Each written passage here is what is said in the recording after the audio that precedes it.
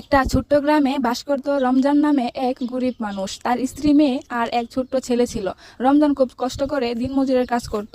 কোনো মতে সংসার চলতো, কিন্তু অনেক সময় পরিবারের সবাইকে না খেয়েই থাকতে হতো। একদিন গ্রামে এক ধনী এলেন, যিনি গ্রামের উন্নতির জন্য কিছু কাজ করতে চেয়েছিলেন। তিনি ঘোষণা করলেন, যে ভালো কাজ করতে পারে তাকে পুরস্কৃত করা হবে। রমজান খুব ইচ্ছা করলো কাজটি করতে, কিন্তু তার কোনো বিশেষ দক্ষতা ছিল না। তবুও সে সাহস করে ধনী ব্যক্তির কাছে গেল। ধনী ব্যক্তি তাকে জিজ্ঞাসা করলেন, তোমার কি আছে যা দিয়ে তুমি কাজ করতে পারো? রমজান চিন্তা করে বলল, আমার শুধু পরিশ্রম ও সৎ মন আছে। আমি কষ্ট করতে পারি, কিন্তু মিথ্যা কথা বলি না। ধনী ব্যক্তি হাসলেন এবং বললেন, এটাই তো বড় গুণ। আমি তোমাকে কাজটি দিচ্ছি, তুমি কাজটি মন দিয়ে করো। রমজান কাজটি মনোযোগ দিয়ে করলো এবং তার পরিশ্রমের ফলস্বরূপ ধনী ব্যক্তি তাকে অনেক পুরস্কার করলেন। সেই টাকা দিয়ে রমজান তার পরিবারকে ভালোভাবে দেখাশোনা করতে পারলেন।